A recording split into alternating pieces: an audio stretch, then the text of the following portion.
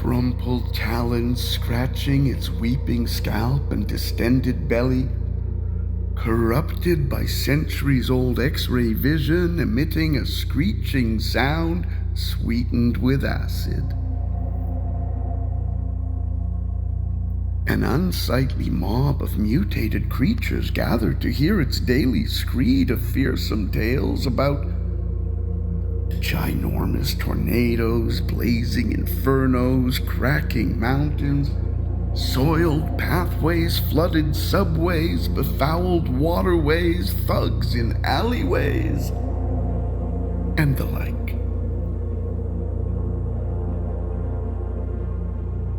Extending its slithering tongue, then scanning clustering clouds, the sayer waits with wary wisdom for something, anything. Then it shoots its paw-like appendage towards an imposing blob looming over and everywhere and anywhere and nowhere.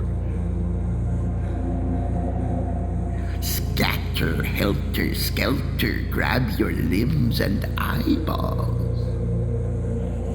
Crushed by these withering words, the mob supplicates on trembling bones and pivots their skull en masse while peering at a thick miasmic shape, descending at alarming speed to consume its captive's wheezing lungs in its opaque veil of slurried fumes.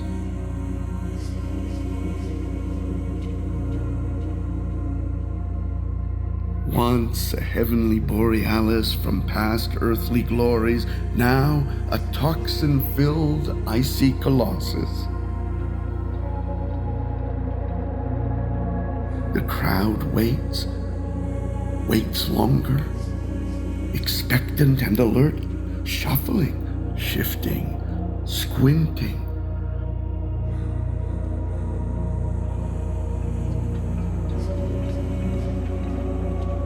The blob suctions all into its lethal bubble of slime, hastily devouring, then belching out a tethered lumpen mass, expanding, contracting, expanding, contracting, expanding, contracting like a newly born something or other, filled with fetal inhales.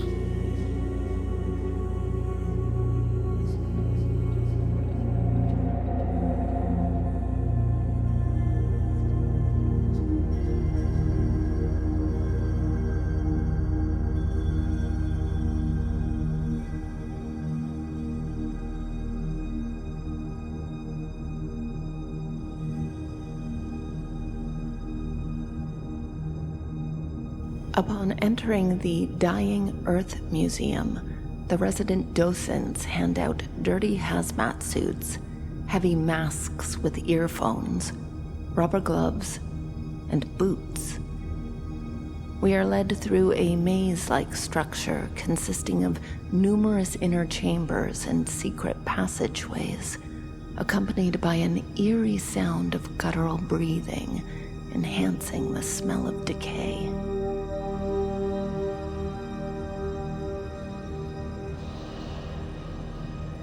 The docents carry sidearms. Whether for their protection or ours, it's not clear. Either way, it doesn't matter. The 10 of us are herded about with practiced precision like naughty children. We walk from room to room, through halls and massive doorways and other places I can't define, while monotone voices drown into our headphones. I'm not really listening. I mean, what's the point?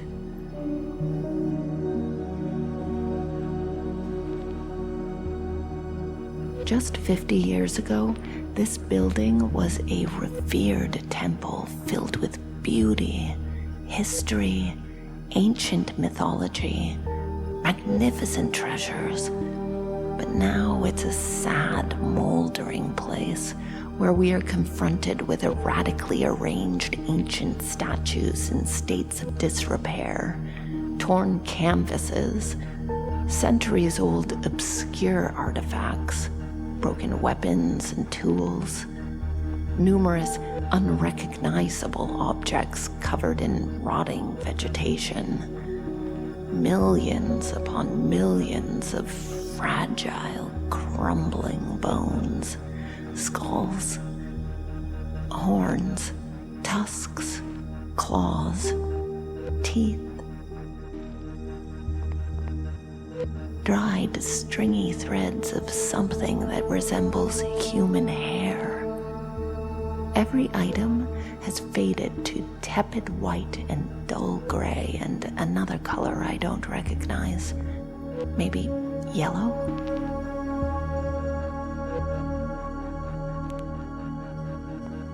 After a period of listless wandering, I realize I am lost, having strayed from the group unnoticed by the guards.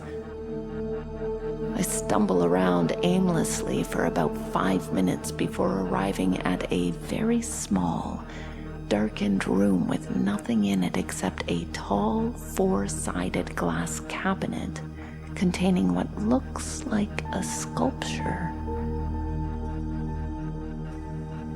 I press my face against the heavily scratched glass to see the object more clearly. A broken, human-like clay figure. Its head between its limbless legs is sitting on what appears to be an oversized, bloody heart. Its severed head is wearing a damaged black hat, reminding me of Piero, the clown that hid its true feelings behind a trickster's facade. The trapped, decapitated sculpture floods me with childhood memories of wonderful cartoons and storybook tales and fantastical films. Without warning, my legs collapse beneath me and I begin to howl like a wounded animal. I can't stop the awful sound or my copious tears. I am stuck to the filthy floor, frozen, wailing and sniveling, unable to breathe. Then someone grabs me from behind, pushes me toward a hallway, roughly dragging me back to the group. The guards release the group only after yelling, "Your time is up! You must leave now!"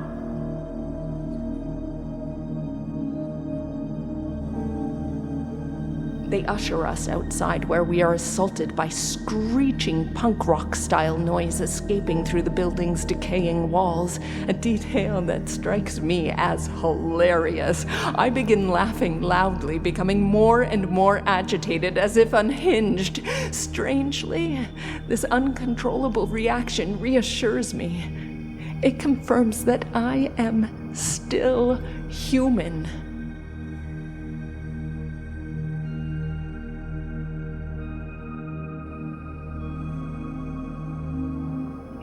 Remember how we loved to go to all kinds of museums and galleries and arts and craft shows when we were teens?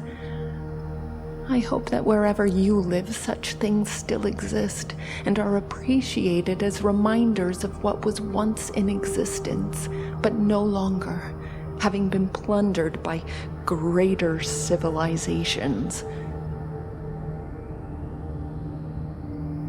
I trudge back to a massive apartment complex that they call a home, a series of numbers stamped on every door, window, stairwell, like a special code, carefully placed so we don't get lost, as if we ever could.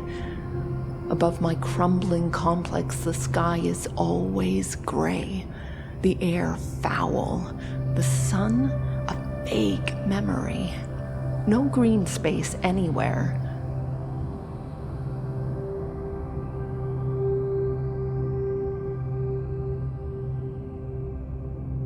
I often wonder if these monolithic post-industrial structures are strewn over the surface of the planet, each an uncanny replica of one another.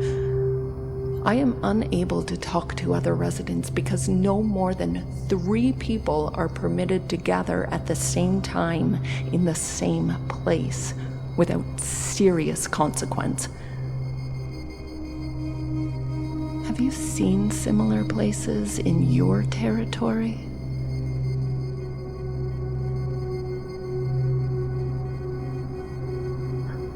I grudgingly enter a micro-sized apartment and rifle through my useless icebox. The authorities have the nerve to call what they feed us better nourishment, which is nothing more than chemicals, additives, food coloring, unlabeled plant and animal things, all topped with busloads of salt and sugar and alcohol and medications, keeping us off kilter most of the time. Then they hand out other stuff to counteract the effects. Numerous pills for anxiety, insomnia, depression. I try to resist taking the pills, but when I succumb, my body drops into its ritual dance of uncontrollable trembling, stumbling, nausea, vomiting, and pain, kind of like a spastic tarantella. I'm not sure if it's purely a physical reaction or if it's all in my head. Anyway, after eating something or other, I tidy up, then sit cross-legged and wait for the members of the Spirit Brigade to arrive.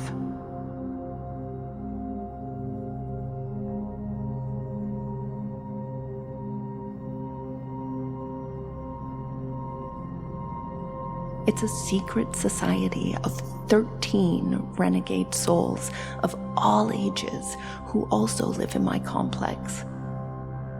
Each member quietly taps out our secret rhythmic code on my door.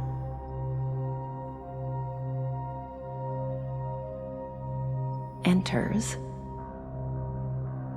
Then we sit in a circle, nod to one another, and inhale deeply to begin our silent incantation ceremony, focusing solely on our individual singing bowls.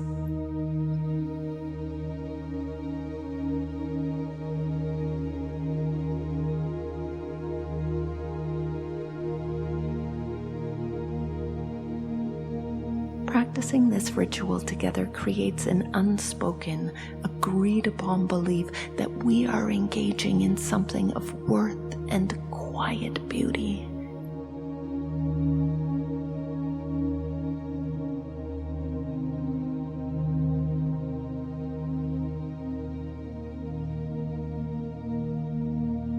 When it's time, the participants depart as they arrive, silently, discreetly, calmly. 13 invisible humanoid ghosts, hiding their bowls beneath their shabby clothing. But when we whisper our goodbyes, our eyes are shining, as if a candle has been lit from within, whereas before there lived only lumps of black coal.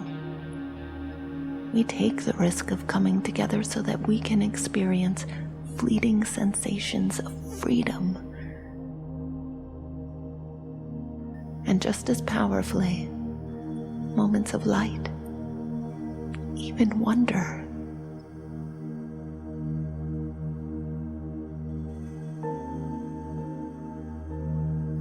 I haven't told you much before about life here, but now I feel compelled to do so. The underground grapevine tells us that your wondrous community is not the only one, that there exist hundreds, even thousands of others like it on Earth, that they house people and schools and scientists and elders and doctors from numerous places around the world dedicated to research, development, experimentation, making new discoveries in science and medicine and other specialized practices.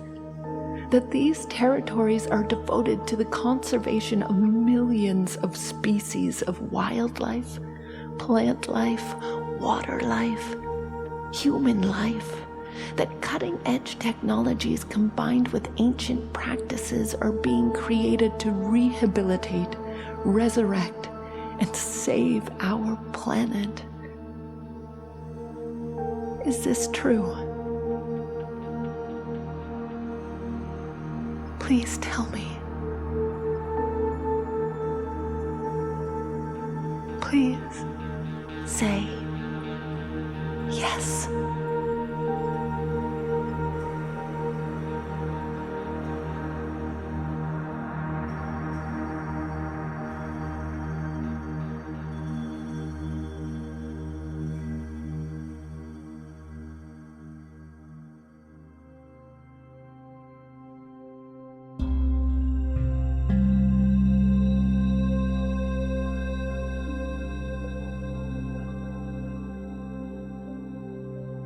The placentic cloud's invisible rays bestowed pulsing waves and renewed energy over and around and above Earth's deadened land, and released ancient bones from burial holes and spidery fossils from blackened shoals, where foregoers hunted, hunkered, and strolled, carved hieroglyphs on temple scrolls, painted cave art with lumpy red coal, built stunning tombs for resident souls, fought alien invaders with arrows and bows, interwove stories through centuries' woes while praying to stars with intricate prose.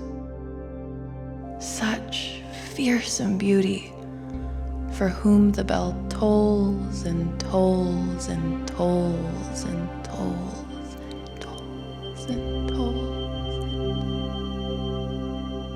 Time passes. Particles flow. Spirits awaken while earth resows.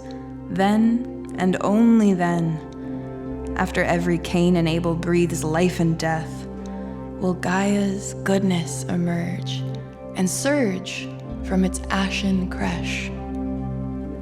Then, and only then, when nature's roots glom to tired earth, sinking into murky mud and sludge, to budge, smudge, nudge, will transfigured beings sprout jelly frames with filament wings to soar like buoyant wind round wistful sighs, where weightlessness flies and volume thrives and life arrives once more.